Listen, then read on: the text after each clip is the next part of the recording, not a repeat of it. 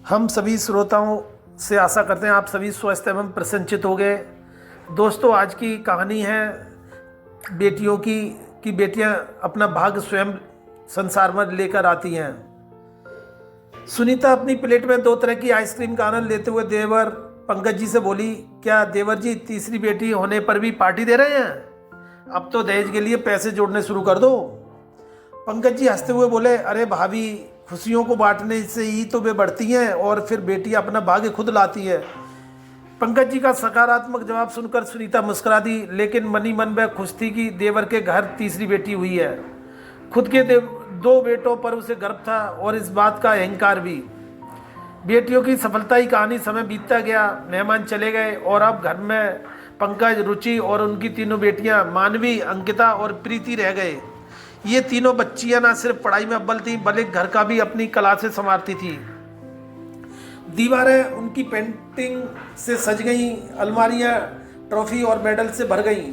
घर में हर वक्त उनकी खुशी गूंजती रहती, लेकिन सुनीता कोई मौका नहीं छोड़ती रुचि को ये एहसास दिलाने का कि वह सिर्फ बेटियों की माँ है।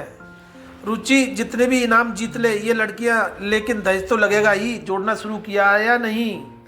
रुचि जब इन बातों से परेशान हो जाती तो पंकज जी उसे समझाते, बेटियां अपना भाग्य खुद लाती हैं, हमें उन्हें बस सही राह दिखानी है, फिर देखना ये हमें किसी बेटों से कम सुख नहीं देंगी।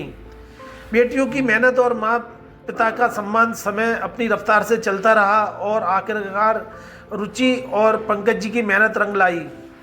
मानवी बैंक में नौकरी करने लगी, अंकिता सीए बन गई और प्रीति इंजीनियरिंग कर दिल्ली में अच्छी नौकरी पर लग गई। एक दिन मानवी ने सुनीता को फ़ोन किया, बड़ी मम्मी, कल मम्मी पापा की शादी की सालगिरह है, एक छोटी सी पार्टी रखी है, आप ज़रूर आइएगा। शहर के एक शानदार होटल में पार्टी रखी गई। पूरे माहौल में उत्सव की रौनक थी।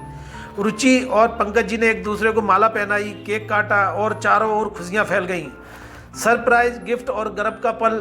तभी प्रीति ने माइक थामा और बोली, सबका बहुत बहुत धन्यवाद जो आप मेरे माता पिता की खुशी में शामिल हुए। अब हम आपको एक खास सरप्राइज दिखाना चाहते हैं, कृपया बाहर लॉन में चलते हैं। जैसे ही सभी बाहर पहुंचे, वहां एक चमचमाती नई कार खड़ी थी। सभी ने तालियां बजाईं और खुशी से कहा, वाह, बेटियां हो तो ऐसी। अंकिता बोली, पापा, अब आपके स्कूटर का मजा तो ये नहीं दे सकती, लेकिन अब हम सब साथ एक बैठ सकते हैं। रुचि और पंकज की खुशी से आंखें छलक पड़ी। सुनीता भी बधाई देने आई और बोली, बधाई हो देवर जी, बेटियों ने नई गाड़ी दे दी, इससे ज़्यादा और क्या चाहिए।